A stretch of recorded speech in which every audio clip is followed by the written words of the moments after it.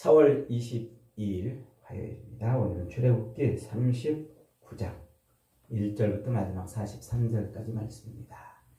제사장의 옷을 끝으로 모든 역사를 마치니라. 제목입니다. 제사장의 옷을 끝으로 모든 대역사를 마치니라.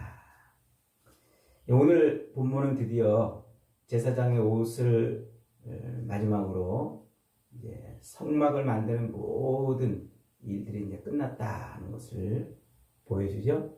그래서 성막의 본체를 만들기 시작해서 그 안에 들어가는 언약궤와 떡상과 등잔대와 분향단과 그리고 그 앞에 번제단과 물두멍과 그 다음에 전체를 둘러싸는 울타리, 그 울타리 휘장, 그 휘장을 세우기 위한 받침대와 기둥 뭐 이런 모든 것들을 이제 그리고 위를 덮는 이제 덮개, 성막의 본체를 다 이제 만들고 마지막에 그 성막에서 제사의 일을 감당할 때 제사장이 입는 옷까지 이제 다 만들었다 이렇게 말하고 있습니다.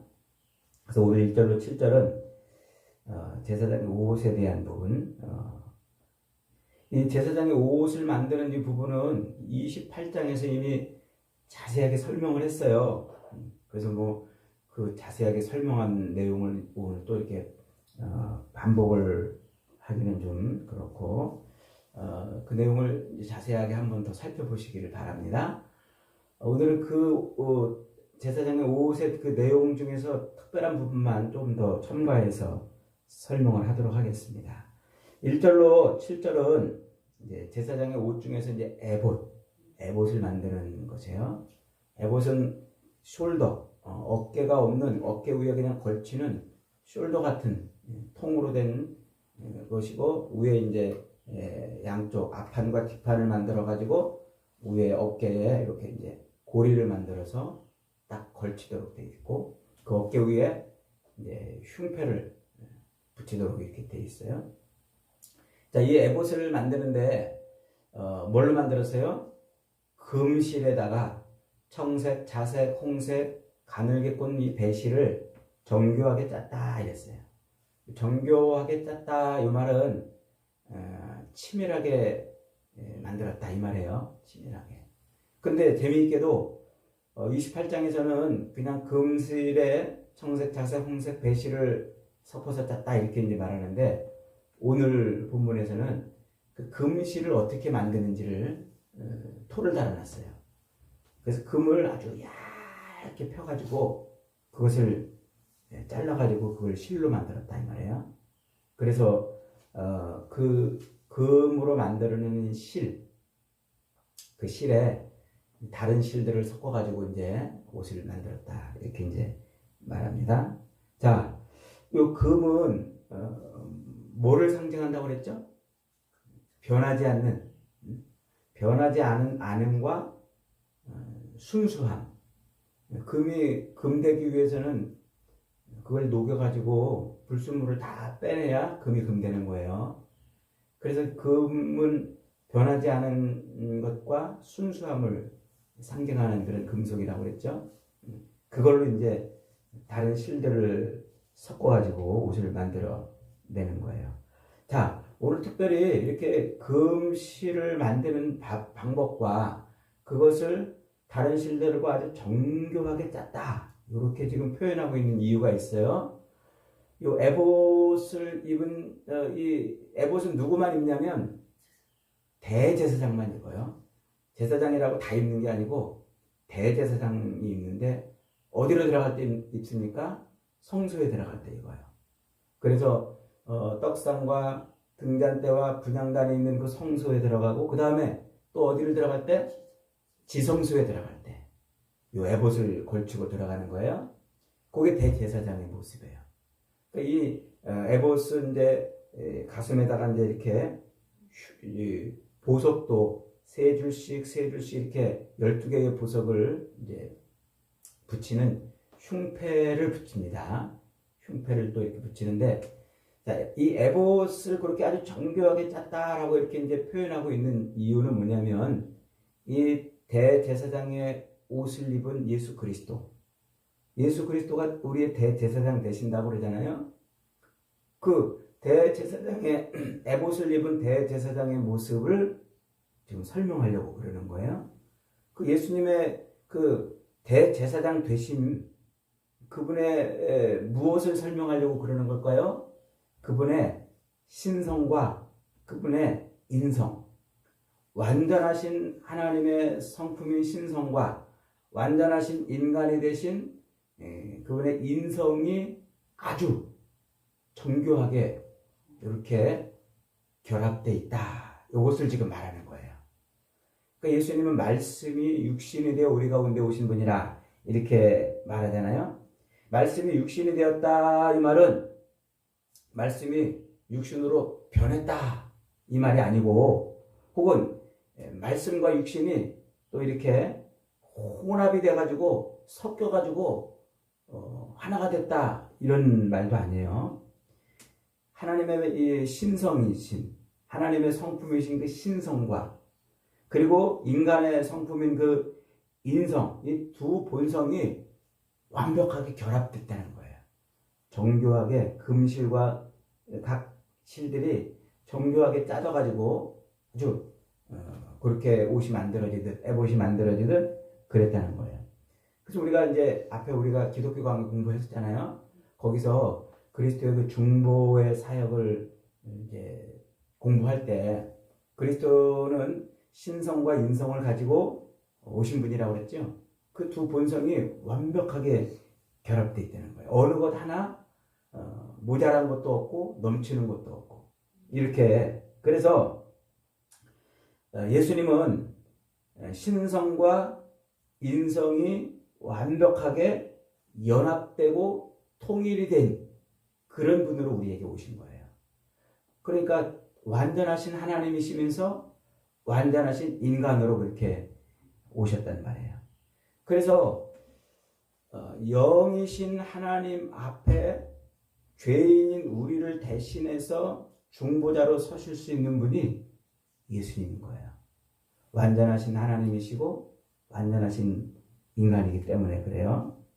그래서 예수님은 사람이 되셨을 때에도 하나님이 아니셨던 적이 없고, 또 사람이 아니셨던 적도 없어요.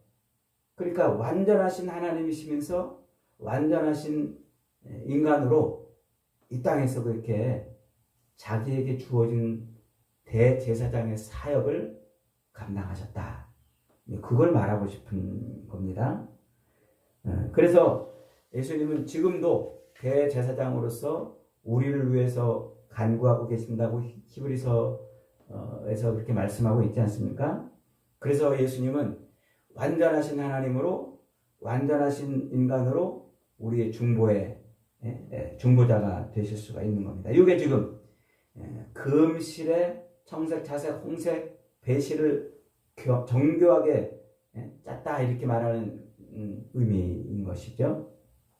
그래서 완전하신 대제사장을 예표하는 그림인 거예요, 이게. 그래서 우리가 이 구약을 읽을 때 그냥 속된 말로 뻘로 읽으면 안 돼요. 이게 다 누구를 지금 지시하고 있어요? 그리스도를 다 가르치고 있는 말이라고요. 그래서 요한복음 5장 39절에서 그러잖아요. 너희가 성경에서 영생을 얻는 줄 생각하고 성경을 연구하거니와 이 성경은 곧 누구에 대하여? 나에 대하여 증거하는 것이니라. 그래서 성경을 제가 그래서 매일 이렇게 아침마다 새벽마다 묵상을 할 때 항상 이 성경 한 장 한 장을 그리스도를 바라보면서 읽는 거예요. 그걸 구속사적 설교라 이렇게 이제 말을 하죠.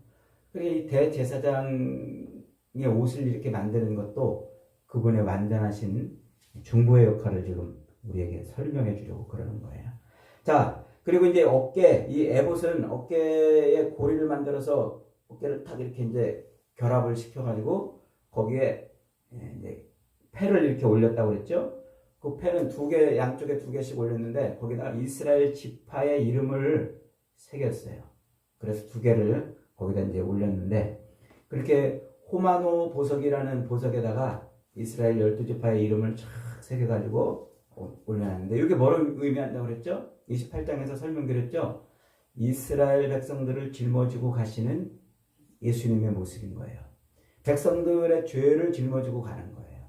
그래서 이사야 선지서에서 이사야 선지자는 예수 그리스도를 메시아로 소개하는 성경이라고 그랬죠? 그래서 예수 그리스도를 소개할 때 이 메시아의 그 모습을 백성들의 죄를 짊어지고 가시는 모습으로 소개를 하는 거예요. 그의 어깨에는 정사를 메었다 이렇게 이제 소개를 하고, 또 예수님이 오셔서 이제 잃어버린 양을 찾아서 헤매다가 그 양을 찾아서 어깨에 짊어지고 오는 목자의 모습으로 다시는 소개하잖아요. 이게 십자가를 짊어지고 가는 그 모습을 지금 설명을 하고 있는 거죠. 그래서 예수님께서 이 땅에 그렇게 뭐를 짊어지고 오신 거예요? 뭐를 짊어지기 위해서 오신 거예요? 자기 백성들의 죄를 짊어지라. 그래서 그 어깨에는, 주님의 어깨에는 우리의 죄가 짊어져 있는 거예요. 그리고 우리 인생이 죄로 말미암아 나타나는 그 모든 삶의 문제들을 다 짊어지신 거예요. 그걸 해결하러 오신 것이니까요. 그래서 예수님이 뭐라고 우리에게 말씀하세요? 수고하고 무거운 짐진 자들아 다 내게로 오라, 내가 너희를 쉬게 하리라. 우리가 우리 어깨 위에 수많은 인생의 짐을 짊어졌잖아요. 그 많은 인생의 짐을 짊어지고 헉헉거리며 살고 있는 우리를 부르시는 거예요. 그러면서 뭐하라? 그 모든 짐들을 누구에게 맡기라? 주님께 맡기는 거예요. 주님께. 그러면 주님이 그 짐을 대신 짊어져 주시죠. 그러면 우리 어깨 위에 짊어져 있던 먹고 사는 짐이나 자식을 키우는 짐이나 이 땅에서 인생에서 해결해야 될 그 많은 인생의 짐, 이 짐을 짊어지고 주님 앞에 와가지고 기도하면서 주님, 이 짐을 주님께 맡깁니다. 주님께 다 맡깁니다. 너희 염려를 주께 맡기라. 는 말씀대로 주님께 맡깁니다 하고 맡겨요. 그러면 우리 어깨에는 이제 뭐가 없어졌어요? 인생의 짐이 없는 거예요. 그러면 빈 어깨로 우리는 뭐를 할까요? 십자가를 짊어지는 거예요. 십자가. 그래서 예수님이 아무든지 나를 따라오려거든 자기 십자가를 지고 쫓아오라 이렇게 말하는 거예요. 그러니까 우리가 예수님을 따라갈 때 우리는 이제 인생의 짐을 짊어지고 막 허덕거리면서 주님 어떻게 좀 해주세요. 이 짐을 짊어지고 허덕거리며 따라가는 게 아니고 이 짐은 누구에게? 주님께 맡겨버리고, 그리고 우리는 뭐 한다고요? 십자가를 지고 가는 거란 말이에요. 자기를 부인하고 자기 십자가를 지고 주님을 따르는 거예요. 근데 아직도 우리 그리스도인들은 주님을 따른다고 말하면서도 이 인생의 짐을 짊어지고서 어떻게 해요 주님, 무거워 죽겠어요. 왜 나한테 이런 짐을 져주시나요? 이러면서 그냥 끙끙거리고 따라가고 있어요. 이 모든 것을 다 어떻게 하라? 주께 맡겨라. 이 맡긴다라고 하는 말 예전에 설명드렸죠? 쓰레기통에 집어넣듯이 던진다는 거예요. 완전히 던진다는 거예요. 음식물 쓰레기통에다 집어넣잖아요. 그때 집어넣을 때 어떤 심정으로 집어넣어요? 요거 다시 잘 꺼내서 다시 먹어야지. 그러는 심정으로 그 음식물 쓰레기통에 그걸 집어넣어요? 천만의 말씀이죠. 뭐 손에 튈까봐 묻을까봐 그냥 아주 그냥 팍 버리고 얼른 돌아서서 가잖아요. 그게 맡긴다라는 표현이란 말이에요. 다시는 돌아보지 않을 것처럼 맡기는 거예요. 근데 우리는 이거 짊어지고 허덕거리면서 왜 이걸 나한테 맡기셨어요? 그러면서 막 걱정, 근심, 불안, 초조, 두려움 속에서 막 허덕거리면서 하는 거예요. 여러분의 모든 인생의 짐을 주님께 맡기시기를 바랍니다. 주님이 그 모든 걸 다 짊어지시고 이 모든 것을 해결하신 분인 줄 믿으시기 바랍니다. 그게 에봇 어깨 위에 이제 올려가 있는 거예요.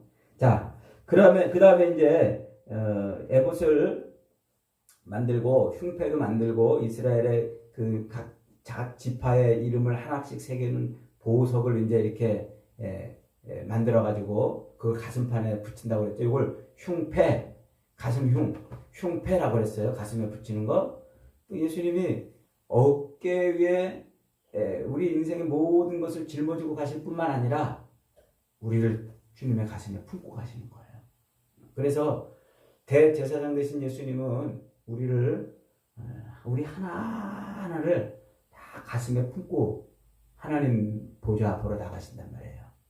그걸 의미하는 것이라고 그랬죠. 자, 그 다음에 이제 그 에봇, 위에 걸치는 그 에봇 안에 있는 제사장의 기본적인 옷, 그것은 청색 옷으로 되어 있는데 통으로 짰어요. 통으로 쫙 짜가지고 후드처럼 목을 이렇게 딱 집어넣어서 샥 입는 통옷이에요. 그래서 그 통옷이 이제 목 부분이 자꾸 벗었다 입었다 이렇게 해야 되니까 여기가 이제 늘어지거나 이제 이러지 않도록 갑옷의 기처럼 튼튼하게 이렇게 짰다고 이제 오늘 본문이 설명을 하고 있습니다. 그래서 요것을 통으로 짜가지고 늘 이렇게 이제 입도록 이렇게 만들었죠. 자, 이 겉옷의 가장 특징적인 부분은 요 맨 아랫단에 뭐를 달아놓는다고 그랬어요? 방울을 달아놓는다고 그랬죠. 그래서 이 방울을 달아가지고 이미 출애굽기 28장 35절에서 그랬잖아요. 아론이 성소에 들어갈 때와 나올 때에 그 소리가 들리게 하라는 거예요. 그리하면 그가 죽지 아니하리라. 그러니까 이 성소에 들어갈 때 움직임, 제사장이 이제 움직일 때 그가 살아있구나 이렇게 이제 아는 거예요. 지성소에 이제 피를 가지고 속죄소에 뿌리기 위해서 대제사장이 지성소에 들어갈 때 아무나 못 들어간다고 그랬죠. 그러니까 밖에 있는 제사장들이 대제사장이 죽었는지 살았는지 그걸 이제 분별하기 위해서 소리를 달아놓고 이제 들어가는 거예요. 그래서 움직이면은 이제 살아있구나. 언제 죽을까요? 그 피를 가지고 들어갈 때 하나님이 그 피를 받지 않으실 때는 죽어요. 나중에 이제 레위기 가서 자세하게 한 번 더 설명합니다만 죄 용서를 안 하실 때가 있어요. 그 제사장이 죽을 때예요. 그렇게 하나님이 제사장을 죽이심으로 그 피를 안 받으시는, 그러면 이제 안 움직이니까 이제 방울 소리가 안 날 거 아니에요? 죽은 거예요. 그럼 어떻게 해요? 제사장이 들어가기 전에 발목에다가 줄을 매달아 가지고 들어가요. 그럼 이제 방울 소리가 안 나면 밖에서 끄집어 내는 거예요. 기가 막힌 일이 벌어질 수도 있는 거죠. 자, 그렇게 지성소 안으로 들어갈 때 함부로 아무나, 그리고 정말 이 하나님의 그 예법에 맞게 피를 가지고 들어가지 않으면 즉사하는 거예요. 이게 레위기에서 다시 한번 자세하게 이제 다룹니다. 자, 그 다음에 이제 27절로 29절은 속옷, 관, 띠 이런 것들을 제작을 하는 거죠. 이 속옷, 속에다 입는, 피부에 직접 닿는 이제 난닝구나 팬티 같이 그런 속옷을 말하는데, 자, 이 속옷은 역시 우리 이렇게 몸빼 바지 같이 통으로 짠 그런 형태로 만들어 낸 옷이죠. 자, 요것을 그 통으로 짠 그 옷을 지금 이 원어를 들여다보면은 원어가 뭐라고 돼 있냐면 케토넷 셋이 이렇게 발음을 해요. 그런데 이게 세마포라는 말이란 말이에요. 세마포, 즉 가늘게 꼰 배실, 가늘게 꼰 배실로 만들었다. 세마포다 이렇게 이제 말을 해요. 그런데 그 케토넷이라는 말이 뭐냐면 가린다라는 말이라고 했어요. 가린다, 덮는다, 가린다. 이 말이 어디서 나왔다고 그랬어요?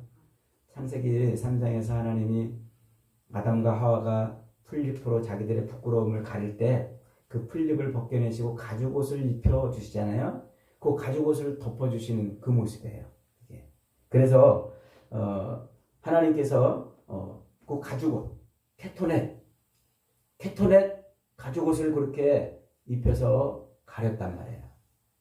그래서 제사장이 입는 그 속옷은 그렇게 아론과 그의 아들들을 그 부끄러움을 가려주는 이제 그런 옷으로 만들어낸 것이죠. 예수님의 십자가 사역이 뭐예요? 그의 피 흘리심으로 우리의 죄를 덮어주는 거잖아요. 그래서 이미 여러 번 이거 성경에서 나오는 이야기를 계속 반복해서 제가 설명을 드렸어요. 덮어주시는 은혜. 그래서 우리의 죄를 그리스도의 피로 싹 덮어가지고 하나님의 진노가 넘어가도록 만들어주신 그리스도의 사역을 말씀하고 있는 겁니다. 그 다음에 이제 머리에 터반을 두른다고 그랬죠. 관, 모자를 쓰는데 그걸 터반이라고 이렇게 이제 말하는데 중동 사람들이 지금 쓰고 있는 것 같은 그런 관입니다. 그래서 그 관에는 이렇게 여기다가 이마에다가 여호와께 성결이라는 표딱지를 붙이게, 글씨를 붙이게 했어요. 여호와께 성결. 그래서 요 머리, 그 제사장의 그 생각이 하나님께 성결하도록 하는 그런 의미를 지닌다. 이제 그리고 여호와께 성결이라는 이 관을 딱 쓰고 백성들 앞에 서는 그 자체가 뭐예요? 제사장의 특별한 직무. 그가 하나님께로부터 특별히 구별된 사람이구나 하는 것을 그걸로 아는 거예요. 그래서 제사장의 의복은 그렇게 특별함을 의미하는 것입니다. 자, 이렇게 이제 제사장의 옷을 다 만들었고 그걸 끝으로 해서 뭐 했다고 그랬어요? 모든 것을 다 만들었다. 성막을 만드는 모든 것을 이제 완성한 거예요. 그리고 그렇게 만드는 모든 물품을 다 이제 모세 앞에 하나씩 갖다 놨다고 이렇게 딱 설명을 하고 있고, 내일 40장에서는 모세가 그것을 드디어 조립해가지고 성막을 세우는 장면이 나와요. 자, 그런데 오늘 본문에서 굉장히 중요한, 놓치지 말아야 될 단어가 있어요. 그게 뭘까요? 여호와께서 말씀하신 대로 이루었다. 이 말이에요. 그 말이 여러 번 지금 반복이 되고 있어요. 여호와께서 모세에게 명령하신 대로 하였더라. 이 말이 중요해요. 그 말을 지금 여러 번 반복하고 있단 말이에요. 여호와께서 모세에게 명령하신 대로 했다. 그러니까 이스라엘 백성들이 뭐 했다는 거예요? 요 말을 여호와께서 모세에게 명령하신 대로 행하였다라는 말을 딱 두 단어, 한 글자로 뭐라고 그래요? 순종이란 말이에요. 순종. 그러니까 그 성막을 만들고 제사장의 옷을 만드는, 앞으로 이제 그 성막에서 제사를 드리고 할 모든 그것이 순종으로 이루어졌단 말이에요. 이 성막이 누구를 예표하는 거? 예수님. 제사장의 옷도 대제사장을 예표하는 것이라고 했죠. 그러니까 이 성막은 곧 순종으로 만들어진 거예요. 그러니까 예수님을 예표하는 그 모든 것이 뭘로 됐다? 순종. 예수님의 사역 자체는 뭐예요? 순종이란 말이에요. 그래서 로마서 5장 19절에 가면은 세상 역사를 딱 한 줄로 요약해요. 이 말이 뭐냐면, 한 사람이 순종하지 아니함으로 많은 사람이 죄인 된 것 같이, 아담이 순종하지 않으므로 많은 사람이 죄인 된 것 같이, 한 사람이 순종하지 아니함으로 많은 사람이 죄인 된 것 같이 한 사람이 순종함으로 많은 사람이 의인이 되리라. 이 세상 역사를 순종이라는 단어 하나로 이렇게 딱 요약을 해버린 거예요.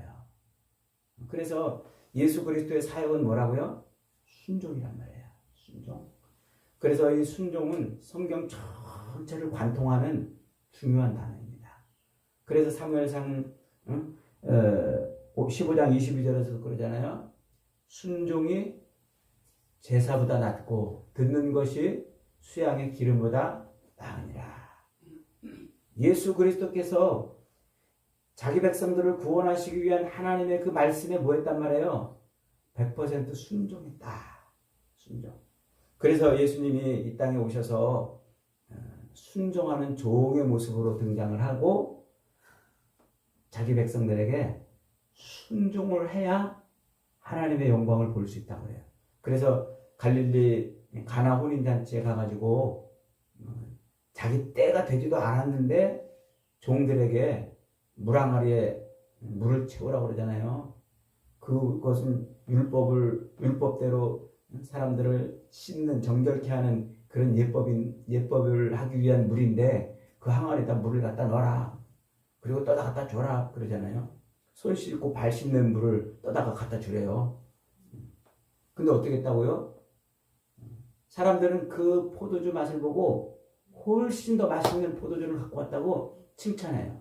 그런데 그 포도주가 어디서 왔는지 알지 못했어요. 누구만 알더라? 물떠온 하인들만 알더라 그랬어요. 순종한 사람들만 아는 신앙의 비밀이 있다는 거예요. 순종한 사람들만 아는 신앙의 비밀. 그게 바로 그리스도의 순종을 말씀하고 있는 거예요. 그래서 이렇게 이제 출애굽기에서 딱 여기 다 만들어지는데 이게 한 6개월 좀 넘게 걸려요. 그러니까 출애굽 한 다음부터 한 1년쯤 돼서 이게 모든 게 다 만들어지는 거예요. 그리고 37년 동안 광야를 헤매다가 그러다가 이제 가나안 땅에 들어가기 직전에 신명기에서 하나님이 계속 반복하는 말이 있어요. 그 말이 뭐예요? 여호와의 말씀을 청종하면, 신명기 가서 이제 또 반복합니다. 여호와의 말씀을 청종하면, 이 말이 계속 반복돼요. 그래서 신앙생활은 뭐라고요? 순종이다. 순종의 크기가 믿음의 크기예요. 저 사람이 순종하는지 안 하는지를 보면 저 사람이 하나님께 대한 어떤 태도를 갖고 있는지를 아는 거예요. 우리도 그러잖아요. 엄마가 애들한테 뭐 해라 그러는데 자식이 순종 안 하면 그 자식의 마음속에 부모가 없는 거예요. 서로 남편과 아내가 서로 얘기를 했는데 순종을 안 하면 그 남편이나 아내를 어떻게 생각하는지를 알 수가 있는 거예요. 이게 순종이 그런 거예요. 믿음은 순종이에요. 순종의 크기가 믿음의 크기예요. 그래서 이 예수 그리스도께서는 아버지께서 이 땅에 보내신, 그리고 십자가에 죽게 하신 그 모든 말씀대로 뭐 했다? 순종. 그래서 말씀이 육신이 되어 왔다 이렇게 표현하는 거예요. 말씀이 육신이 되어 왔다. 여러분, 믿음 생활은 뭐다? 순종이다. 하나님의 말씀에 순종함으로 물떠온 하인들은 알더라 하는 그 신앙의 비밀을 날마다 알아가는 그런 은혜가 있기를 주님의 이름으로 축복합니다.